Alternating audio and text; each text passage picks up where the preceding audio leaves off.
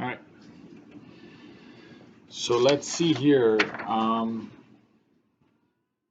We're all talking about the same mortgage here, but to figure out the payment, we would go 345,750 minus the down payment, and you divide that by 1,000. You need to get that rate from your pink the tables, right? So you've got 20 years at 3.25. That's 5.66, right? So that's what should go in here. So you get, if you figured this out, that's 305,750, and you have that rate, I would give you 2 marks, right? 1 mark for this, 1 mark for that, and then I'm assuming you got the right answer.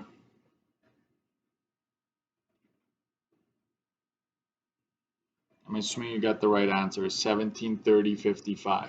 Okay. You get 2 marks for that. There it is. Okay.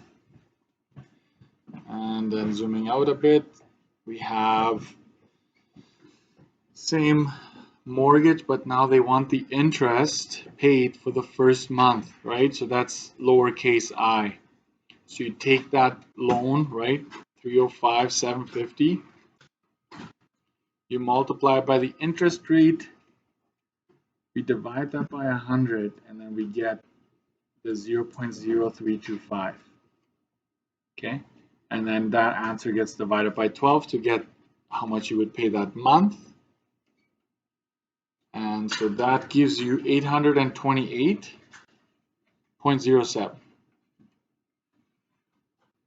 Right, 828.07. So there's your answer. So this page is worth 3 marks, 2 for the payment, 1 for this answer. So add that up. Hopefully you got that. If not, learn from it so that next time you're good to go. Next we have, they want the total interest paid. Total interest for the mortgage, that's TI, and that is, you take the payment. I'm peeking here my key. You take the payment, you multiply it by 12, and in this case by 20 years. So this will figure out how much you will have paid the bank. You subtract the 305,750 from it. This is the loan. Okay, so that gives you 109,582. Okay, so I would give you half a mark for this, half a mark for picking that right answer, and a full mark for the correct final answer, which you get by subtracting them.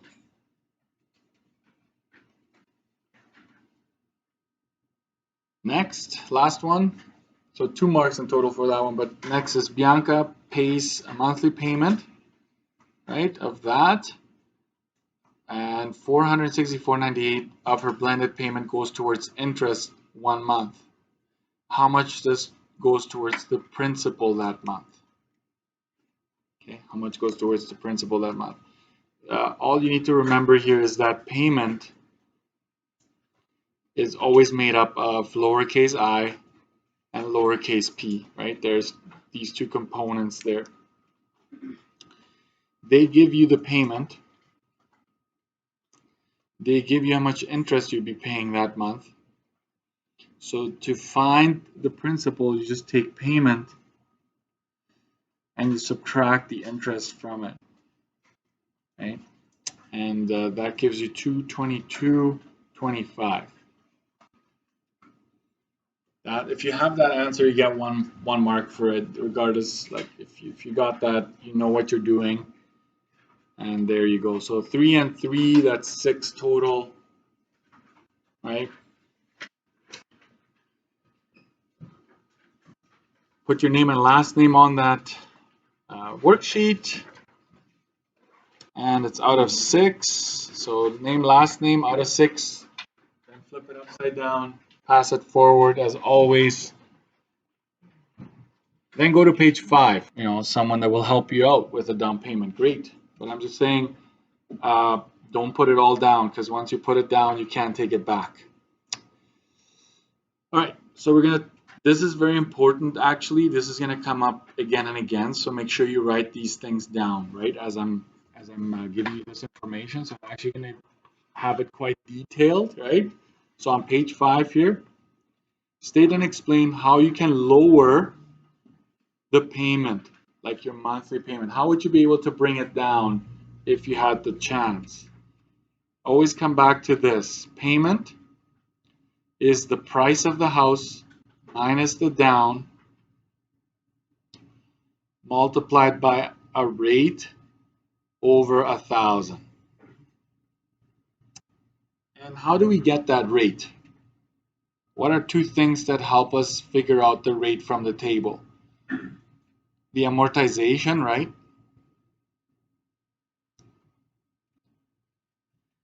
Amortization is how long in years, right? How long in years are you going to pay it, and the interest rate percentage. So if you think about it, there's 1, 2, 3, 4. 4 things that contribute to your monthly payment.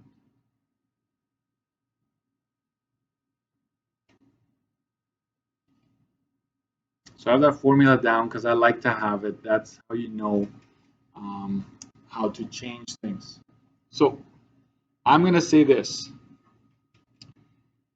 The first thing I would say is you can increase the amortization.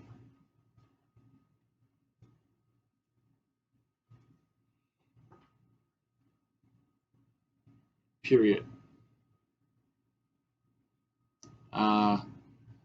Take longer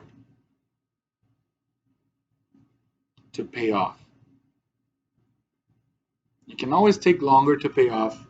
So you go from, instead of a 20-year mortgage, you're going to say, hey, I'm going to do 25. Instead of 25, I'm going to go 30, right? Because the longer you take, the less your payments are, okay? The other thing you can change is the down payment.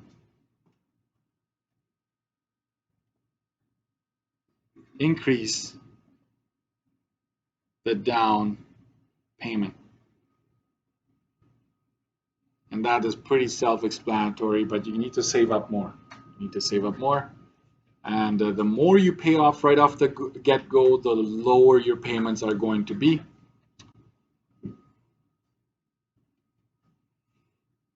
Interest rate.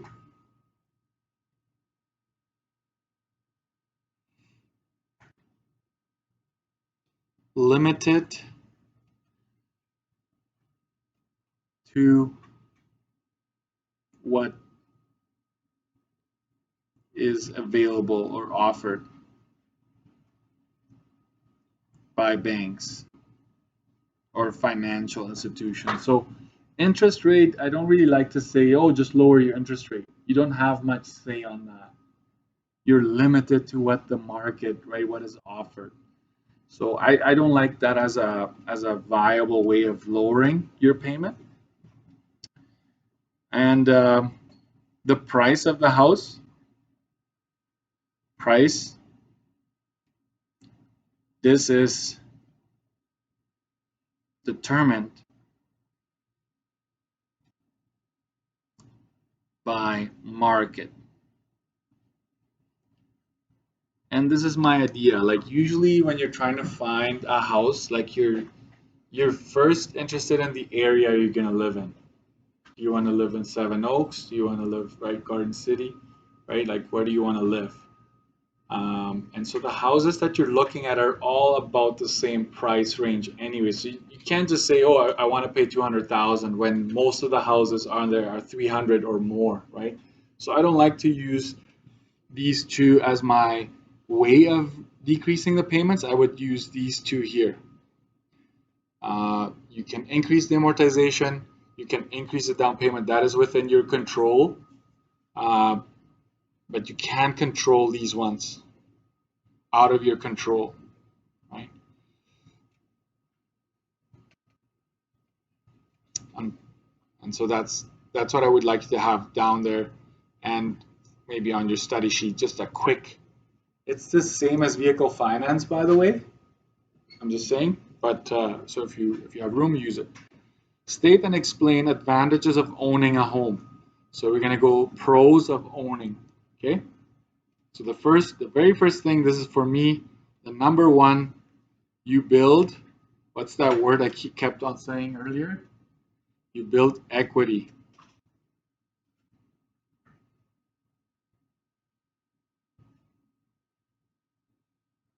What is equity? Difference between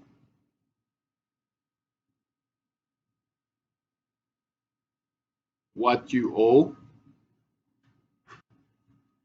and value of home.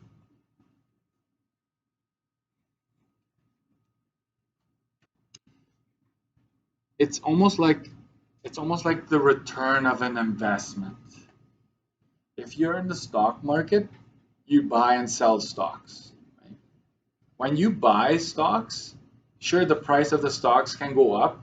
You don't get to cash that in unless you sell, right?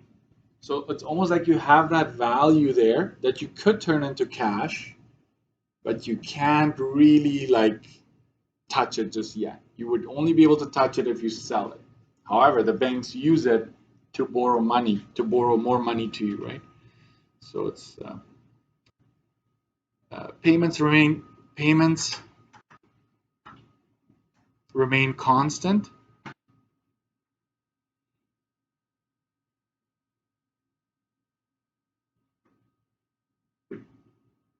So payments remain constant.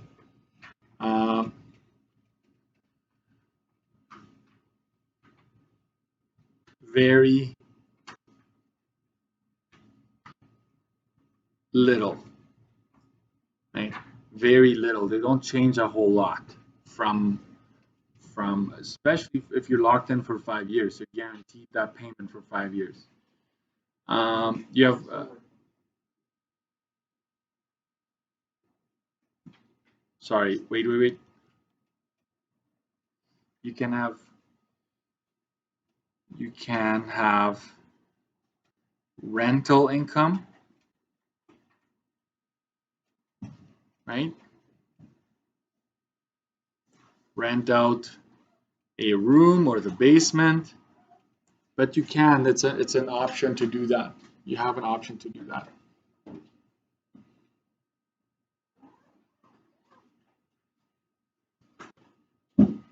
Ability to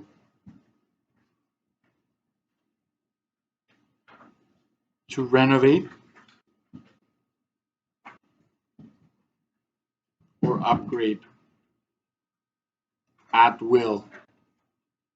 Okay, if you're renting, I had to ask for permission to paint the walls. Like I wanted to paint one room for our newborn, right? My wife asked me to paint it, and I had to ask for permission, and they said yes, but you need to paint it back to white when you move out. I'm like, why? But anyways, most of the time they paint anyways, but that was the requirement. You can't take down a wall. You can't do any of that. So that's an advantage of owning. And then here's more privacy, but you cannot use this, right? If buying a house, you can't really use this as an advantage if I said condo, right? What's the advantage of buying a condo? It's the same as renting when it comes to privacy.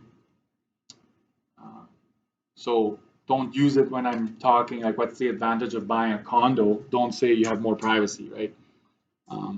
There are more, but we're going to leave it at that. I'm going to kind of leave that. So if you're still copying, you can do that. There are obviously some disadvantages. I make it seem like owning a house is the best thing ever. I'm just willing to put up with the disadvantages, right? Because I see, like, to me, the gains outweigh the disadvantages, but here they are. Higher maintenance / repair costs, and these are significant. Higher maintenance / repair costs, right? You are responsible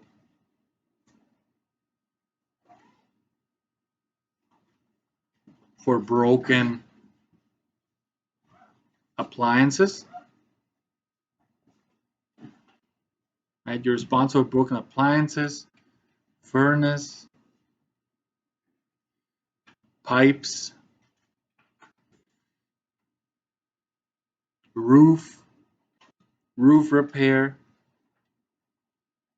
etc. So any damages, you need to repair that. If your windows are cracked, right, you need to repair that. Anything needs to be, if your faucet is dripping, right, we've all had those, right, you can hear it drip the whole time, you need to replace that. The kitchen tap, yeah. Go ahead.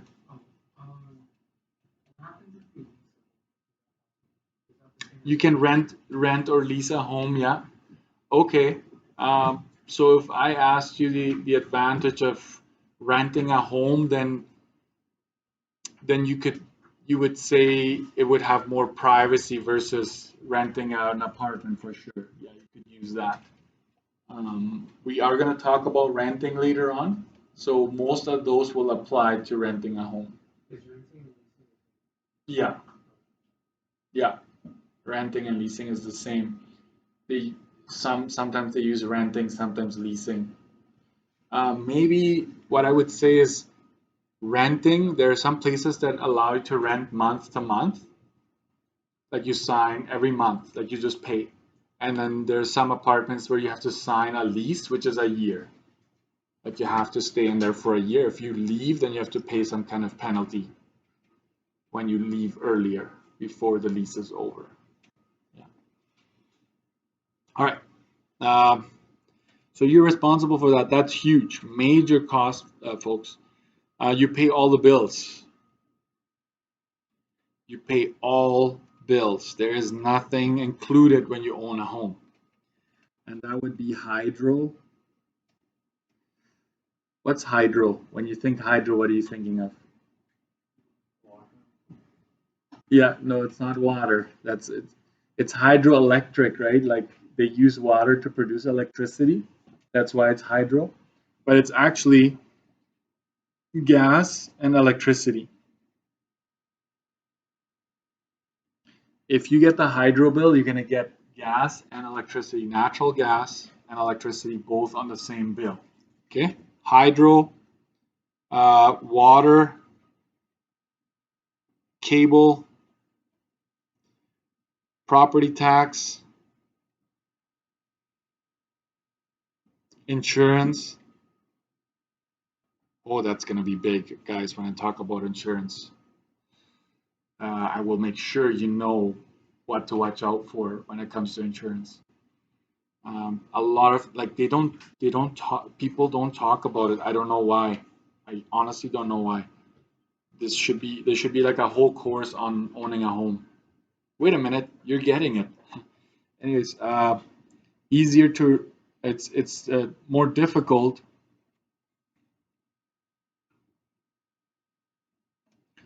to relocate, right? You pay a penalty for breaking agreement. Yes, you do a little bit with renting, but not nearly as much as a house. And you need to sell, right? You need to list, you need to find a buyer. It's just much more difficult if you need to move due to a job. Let's say you take a course from college, you want to move to a different province, different city because there's more opportunities there. It's more difficult to relocate. That's just a fact, right? And this is the last one I'm going to give you here. Higher startup cost. There are higher startup costs, right? So you need a down payment. You don't need a very large down payment for rent. You just need to have a deposit, right?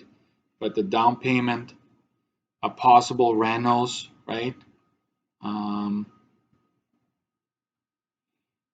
Etc. I'm just gonna put that. You're gonna need, sometimes you need to buy curtains, you need to buy all these things, right? You might need new appliances. At an apartment, you don't worry about it because they're provided, and if they break, they give you a new one, right? So here, this is very important stuff. Have it on your study sheet. You've been warned. And then we're gonna go to page 9. So pages 6 to 8, that was all like kind of on you, homework. I posted the answer key to that. So consider that like done.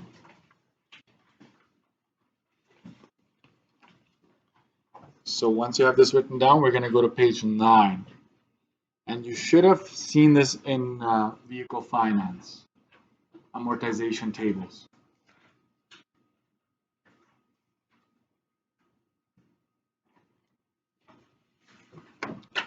And skip to page 9.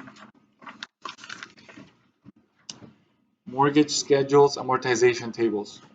I just want you to know this because I don't like you to do stuff blindly and not knowing what you're doing. That's beside the point. Sure, I want you to have the right answer, but any mortgage, if you dig a little deeper, there's something called amortization schedule or amortization table that breaks down every single payment into principal and interest, and then how much you owe them after that, right? So there's the payment, principal, interest. We do interest, then principal, but it's the same thing.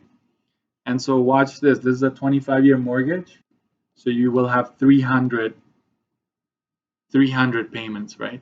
So this is technically, we should be making 300 of these calculations, which we won't. But you can see where this goes, right? They tell you exactly how that breaks down. So if you add up all these interests, like all these interests that you've paid over the years, you know when we calculate the total interest, right? TI, it's adding all of these up. That's really what it is. But we don't want to do that. That's way too time consuming. But there we go. So let's dig in here. So that tracks the monthly payments over a period of time. Fill in the monthly payment chart for a house valued at 185. I'm going to circle that. There's a down payment of 25,000, interest rate, and term or amortization. I have everything I need to figure out the payment. So let's go ahead and find the payment.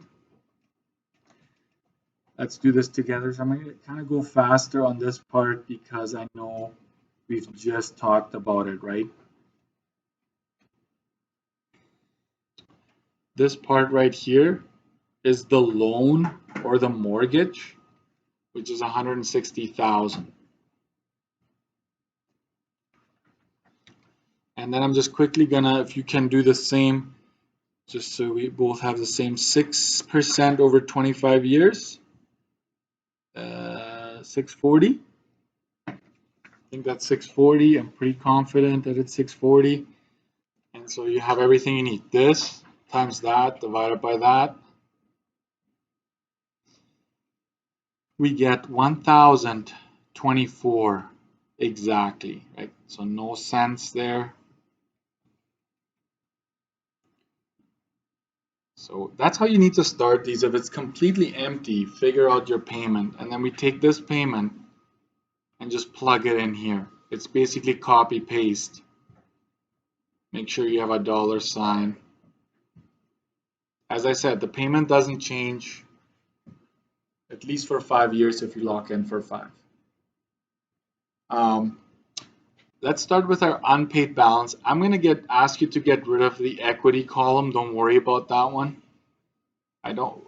It's not quite right because we don't know what the house is going up by. So we're just going to leave it.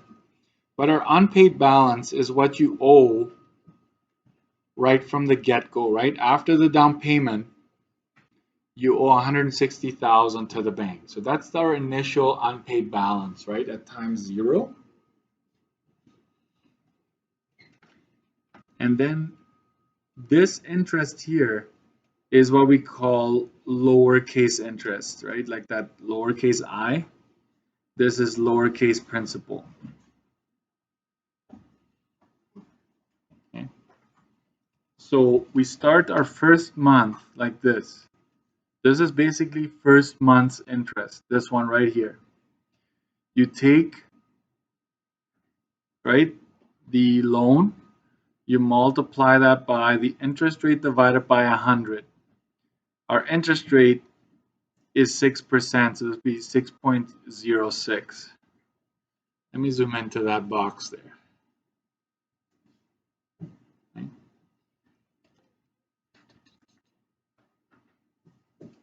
Divided by 12. So unpaid balance times the interest rate divided by 12. If you calculate that, it happens to be exactly 800 bucks. Let me just double check that. 160,000 times 0.06 divided by 12. Yeah, it's exactly 800 bucks. Then the next, this one here, always remember that the interest and the principal make up the payment, right? So to get the principal, we will just take the 1,024 and subtract the interest from it. We subtract this number from the payment, and we're left with $224. That's the amount we're after. Okay, and then this brings down the unpaid balance.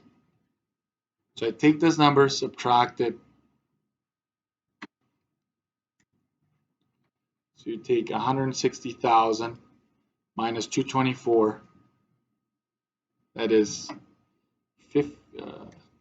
159,776. That's the amount we want in there. So the principal always brings down your unpaid balance. Then you bring this unpaid balance is now going to replace the 160. It's almost like you're doing that all over again. Times 0.06 divided by 12. Right?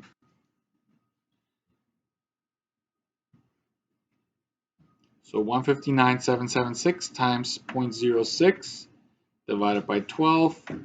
That is 798.88. So it's not by a whole lot that it has gone down, but it did drop by a bit.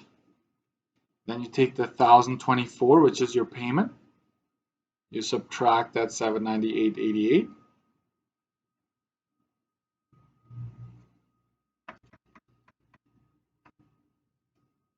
And I get 225.12. And this number, right, you take this number and subtract it from your previous unpaid balance, right, and then come up with your new. That is 159,550.88. So I'm going to move that up a bit.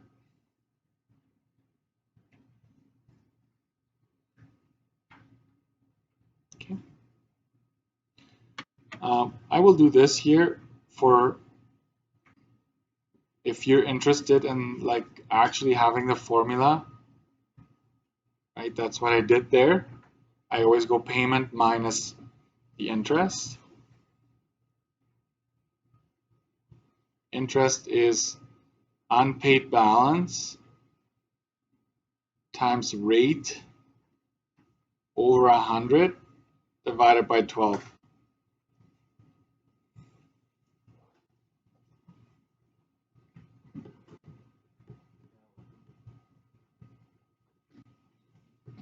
And one more. So let's take that 159,550 be a tough one here. 0.06 divided by 12. It should be less than what I had before.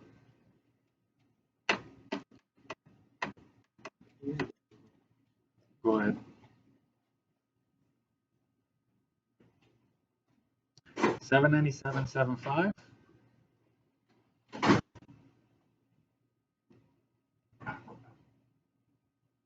And then one more.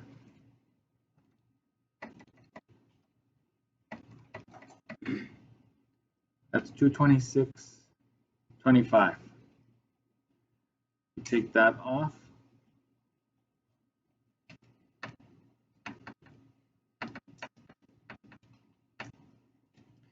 And you end up with 159,324.63.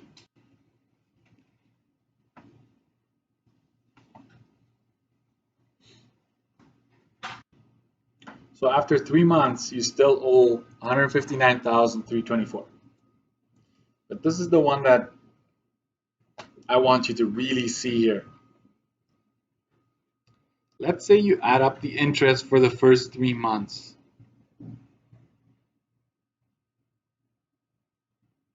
If we added up 800, 798, 797, if we added that up, you get this. 2,396.63. Right? Interest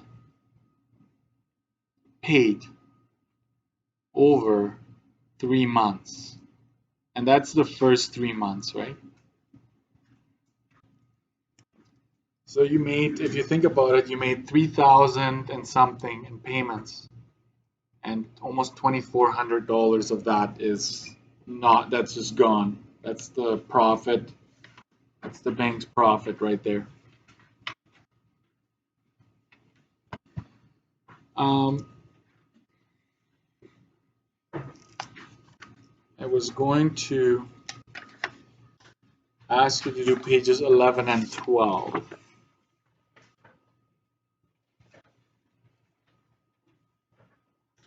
I would just say do one question in 11 and one question on page 12.